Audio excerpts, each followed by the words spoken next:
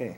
Now, Whitney, your mother, quite a singer in her own right. Mm-hmm. Now, she was a member of the Sweet Inspirations Yes.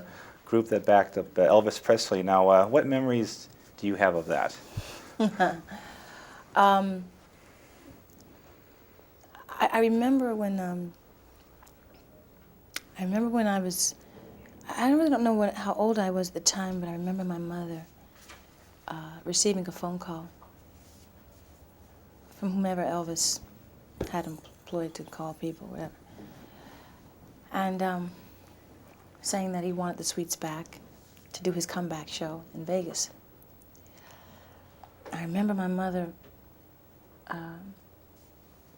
being very enthusiastic about it, but very concerned that she'd have to leave her children for a month.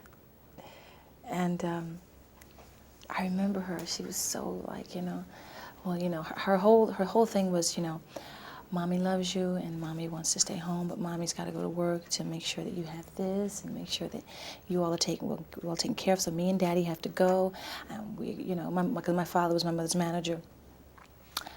Me and Daddy have to go, and that whole thing. And I just remember how she was leaving, how she really didn't want to leave us, but she had to go. And I remember that month, and I remember all the hoopla about Elvis in Vegas, and I was so proud that my mother was there with him, because it was a very big event. Yeah. Now, when you were 15, Luther Vandross wanted to produce you. Mm-hmm. Now, what was your family's reaction to all that at age 15? My mother wouldn't allow it. She wouldn't allow it. She said I was too young, I didn't know enough, and I needed to grow. And she was pretty much my manager then, She was like, no, my baby has to grow up, and she needs her life, And if I allow her to do this now, my mother's thing was, I know she's going to be a success. I know it, I know that God has touched my child and that this is something that's ordained, that she is going to make music and she's going to be very, very big at it. She knew, before I was even thinking about it. So her concern was that I didn't move too fast, that I had a childhood and a teenage years, and then by the time I was 18, if I decided to sign a contract, it was up to me. She was right. Now, a lot of singers on their way up, they'll do commercial jingles. Now, I know that you had done some commercial jingles. Mm-hmm. Tell me what kind of products you sang for. I hardly remember. I did a steak and ale commercial. I did Bounce commercial. Oh, God. I can't remember all of them, but, I did a few. Okay. Mm-hmm. I read a bio of yours from 1989, and it said, Miss Houston is currently studying scripts. Now, I imagine a lot of scripts must have come your way. Give me some examples of the scripts that you turned down. What kind of movies did you pass on?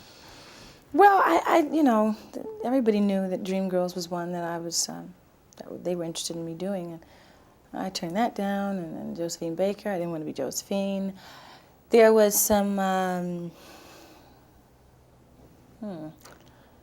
can't remember quite all of them, but I can't really remember what they all were. But there were a few of them, And basically, I didn't have like a lot of scripts coming in at me, It was just scripts that people thought I would be perfect for, that I didn't think I was perfect for, Okay. Now, with this movie, do you feel some pressure? Because there are going to be some people who will go to the theater thinking, well, she can sing, but can she act? Does that put a lot of pressure on you? No, it's done. Whether you think I can act or not is definitely your own opinion, because the film has already been done, and that's going to last forever. So it's a matter of opinion whether you think I can act or not. I know I did the best that I could. I gave it all I had, and there you have it. People have probably been asking you all day about Obsessive fans, and I'm sure you've had unpleasant experiences. Mm-hmm. But have there been any Obsessive fans that you've laughed about? Yeah, a few.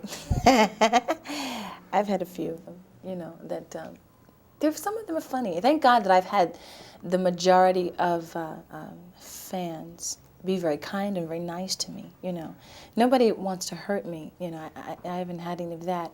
And if they have, it's been taken care of in a very quiet, you know, situation. You don't want things like that to get out of hand or get explosive, because, you know, people catch on to that and they say, oh, this is how I get attention, or this is how I do it. You know, you don't want all that to happen. So, you know.